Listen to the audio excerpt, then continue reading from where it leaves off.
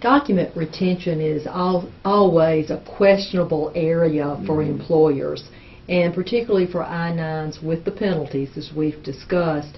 Really, what are the requirements for retention of these I-9 forms and any documentation? I would tell you, if I was, as an employer, and our firm's an employer just like anybody else, you want to have backup. You want to probably have the paper I-9 forms in the one folder we were talking about in a locked cabinet. I would also be scanning my I-9s in electronically to have a backup.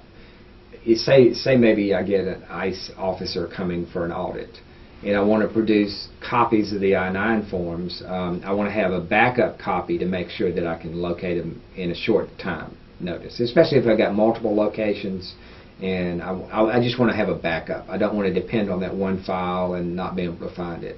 So, in fact, you are able to scan and load these in a computer. That does not violate any Privacy Act or any parts of this law. Not a bit.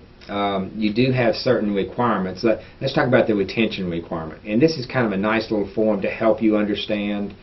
You have to retain an I-9 form for 3 years from the date it was filled out, completed, or from 1 year after the employee leaves you, whichever is longer.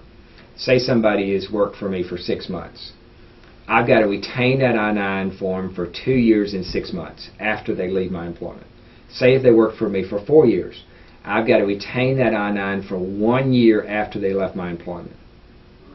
Does that? It makes sense, okay. But it's just more paperwork to keep up with. That's why this form would be very valuable.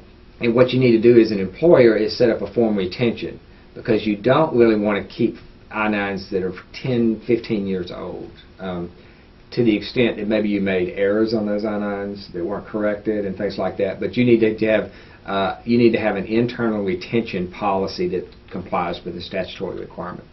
So you can retain them 3 different ways: paper retention, microfilm. I don't know many people doing that anymore, but microfilm retention, or electronic forms retention. You're able to set these forms up. Large employers, a lot of times they're setting these up as totally electronic documents. They're having employees come in and electronically sign in their blocks. They're having the employer section electronically sign. They're storing them totally electronically. So that's an option. Or you can do what we're talking about: paper fill them out, scan them in, and save them electronically. You've got to have ways to index them and retrieve them is the main issue. And you've got to make sure you've got backup. So if you're going to store them electronically, you want to have some other backup drives that you can retrieve those on. And that's just a good. But you can store them all, at least three different ways. So as I was talking about, reasonable controls to ensure the integrity, the accuracy, and the reliability. Reasonable controls designed to prevent and detect unauthorized or accidental creation of, or addition or alteration. You want to make sure they can't be altered, that they're static documents. An inspection and quality assurance program that regularly evaluates the electronic generation or storage. An indexing system that permits the identification and retrieval. And the ability to reproduce legible and readable paper copies. So if ICE comes in and does an inspection, they're going to ask you to produce paper copies